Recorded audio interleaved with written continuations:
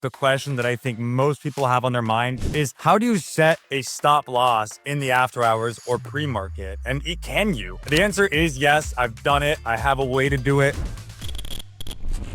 Today, we're going to be talking about using Dash Trader, which is generally what a lot of the direct access brokers will be compatible with. So you're talking Centerpoint, Cobra, Speed Trader, all of these brokers run off of Dash or Sterling Pro from back in the day. So today is going to be an in-depth conversation on Dash Trader. We're talking specifically about the level 2, the Montage Box, which is one of the more common tools used as a day trader. So this is what we have down here. This is our Montage Box. And the first thing I want to point out, the first thing I really like about it is this little rectangle right here. It took me quite a long time to even acknowledge that this thing can be changed. So right now it has a default setting of VWAP at 0.74891, right? But I can change that. I can change that to something like dollar volume today, $122 million volume. So just some interesting data that you can have right there in front of you on your Montage. One of the favorite ones that I learned, because we've gotten into this market where so many stocks can halt up and halt down. It's very volatile these days. LD and LU is limit up and limit down. You can quite actually see exactly where the stock will start to halt at if it gets there in a very quick amount of time. So that can be very useful for traders if your stop loss is,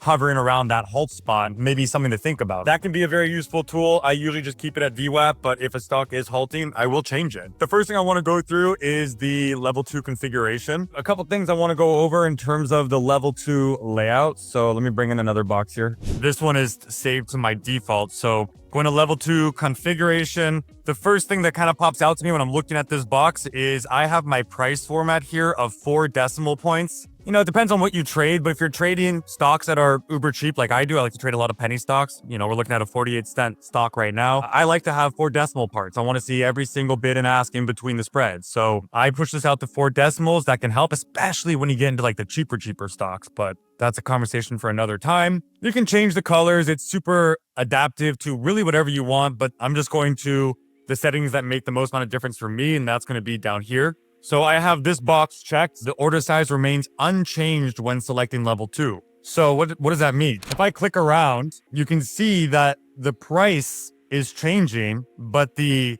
size in my box is staying the same. So if I had that unclicked and, let's say I clicked 4780 and it switched the price to this asking price, it would also switch the amount that I want to, either buy or short, whatever the order is, will also change to the amount of shares in that box. And I don't want that. I don't want to clear the box. I want to buy or short, however much I planned on buying or shorting. So I like to have that box clicked. So that's the route remains unchanged when selecting the level 2. I want the route that I'm choosing, and then the order size remains unchanged when selecting the level 2. So both of these are relatively the same. I want my order size to stay the same, and I don't want my route to change. I want to use the route that I selected, not the route that's on the level 2 that I'm clicking on. So obviously different routes pay different commissions, and I want to use the cheapest one. I want to save a couple bucks if I can. So I definitely have that box enabled. And then last but not least, I have show quote size and number of shares. Before, it's number of lots. I don't want to see the lots. I want to see how many shares are there. So I have that box clicked as well. And that's about it for me in terms of the settings that I go into in the level 2 config. Another really interesting thing to do is this little button here. It's called set as default. So if you click that button, the next montage you will open up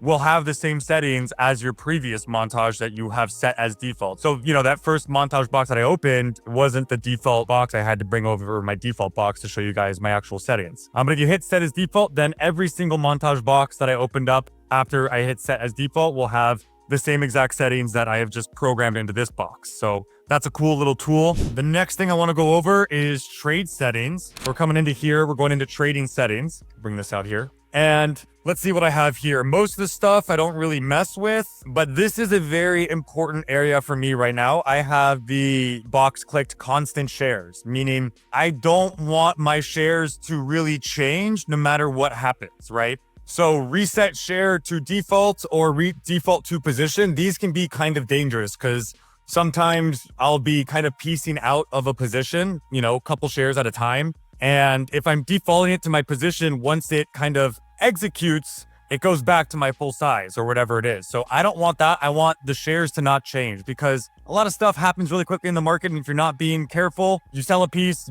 your price box resets to like your full amount, and then you're all of a sudden completely out of the stock and you only wanted to sell, maybe 30%. So I like the shares to remain constant, to remain the same. So I have all these other ones unclicked. And that can be a really nasty thing in the stock market where if your position changes back to your share size, especially if you're buying multiple lots at a time, you can get a lot of size much quicker than anticipated, right? Because if you buy 100 shares and it gets executed, okay, great.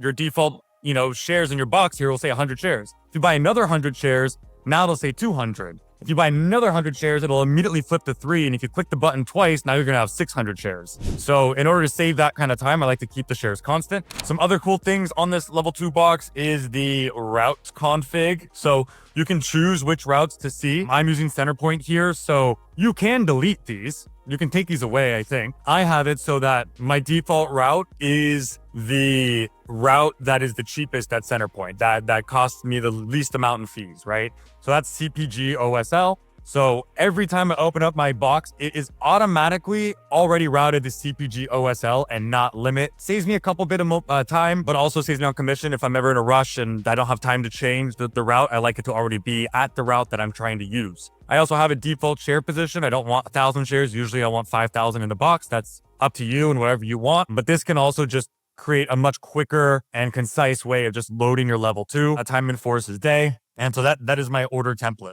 As far as the level 2 box itself, pretty cool. So this is like how many shares, right? This is how many shares I want. Let's say I want 5,000 shares of a stock. This display button is cool. It allows me to show specifically how many shares I want you to see, right? So I can say that I can actually buy or short 5,000 shares, but if I say display 500, then the order will look like 500 shares. Now, that won't make much of a difference, but if you are trading bigger size and you don't want traders to know how much size you're trying to buy or sell short, you can hide your size this way and create kind of a display order. So that can be good for those bigger traders as well. Before we get into how to set a pre-market or after hours stop, a couple other things on the Montage Box worthy of looking at. You have this cancel button here. So this cancels your most recent order. It does not cancel all your orders, but the last order you just placed for that stock, it'll cancel it. That can be a good button to know about. So now we're going to go over setting a stop loss in the after hours. It's a bit confusing, which is why I wanted to do this video.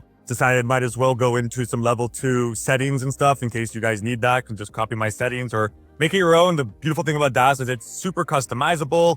This is really just the tip of the iceberg in terms of what's capable in the customization settings. But now let's set a stop loss in the after hours. I might butcher this on the first try. Let's hope I don't. And we're actually going to do this like it's real time because the ticker I'm looking at right here is SRM. I am actually short this stock and I'm going to hold it overnight. So we're just going to go through, I guess, what my process is for these things. The first thing we have to know is how many shares I am short. So let's bring my position box in here. So the stock that we're talking about right now, SRM, is this stock with 8,188 shares. So I'm just going to go ahead and type that in right there, 8,188 shares, just so we know, okay? Just so you know how much there is. I want to take this off. I use ARCA SL for after hours. I haven't really tested anything else. I'm sure other things do work. I just used ARCA. So I am short. I want to set a stop loss. Let's say, this stock, we can look at it. This is its candle today. And let's say my stop loss is high a day, right? So 165. What I'm going to do is I'm going to go to my locate box, right? I have 8,188 shares. I am going to locate, you can see I've already done this. I'm going to locate one extra share. So right here, you can see that I have one share located. That is for SRM, the stock that we're talking about down here in the right. So I have 8,188 shares short, and I have 8,189 shares located, okay? What I'm going to do is I'm going to short one share, the one share that I just borrowed at 166. So let's say it's a penny over the high a day. I'm going to hit short. So accepted short. Now I'm going to go over to my orders tab and you can see it's even on my chart there, that I have one share short for 166. And what I'm going to do is I'm going to edit trigger order, and that's going to bring this box up. So we're going to have a trigger order where when this short order is triggered, it's going to short one share and it's going to immediately buy back 8,188 shares. Action buy, SRM, price 166, ARCA SL. Probably need to change this to 8,189. I don't know for sure. This might be the botch. I don't know if it's 88. I might end up with one share long. or 1 share short still, because this order will trigger. I will short 1 share, and then I wanted to immediately buy the rest of my position back. So I'm going to put it at 89. Again, I would play with this before just trusting my word on it that it works, but this is what I do, and it has worked for me. So edit the trigger order, add the 1 share, put the price in, the action is buy, so that when this order triggers, it immediately triggers this order, which is to buy the rest of my shares. I send that new order, and now I, in my mind, am protected. Not fully. Stops are kind of like condoms. They work 90% of the time, but they are not foolproof at all. But it's the best thing we got. That's how you set an after-hours stop-loss order if you are short. If it doesn't work, let us know in the comments. But that is how I do it, and it's worked well for me. And if you have any other questions, just ask your broker. It's probably the best place to go, or leave comments down below and we'll see them. So I hope this helps. I hope this helps you guys learn more about the Montage Box and setting a stop loss order in the after hours. It's pretty simple. You can even make a script, right? Like the dash settings are so customizable that if you go to your toolbar, I'm looking at it right now. If you go to your toolbar and go to setup, go to Hotkey and click on Hotkey, this little box pops up. And you can create your own scripts. So add new item. And then the question, I guess, is how do you build a script? Well, there is, we want to trade. So we can go to trade and there's tons of different ways to build scripts. You can have, a price stipulation about it, and it tells you what the script is. You can also go as far as to cancel all stocks, and you can have a script for that and just hotkey it in. So better than this cancel button. If you just want to nuke every single order you have out there, you can create a script for that. They have pre-built scripts where you can buy ARCA bids. You can do all kinds of things, honestly. And then order script wizard, you can also just kind of spell it out. It's kind of like the trigger order. You can, buying power times 50%. What's a cool one? Average cost. So if it gets back to my cost, I want to buy more type situation. Can specify the route. I'm always on CPG OSL. Time is day, quantity optional. You guys get it. And you guys can build scripts. So you can hotkey all of what I did in. If you guys want access to that hotkey and that script, we do have it in our chat room at clovertrading.io. That is where the real education begins. But this is a good starting point if you are trying to swing things overnight.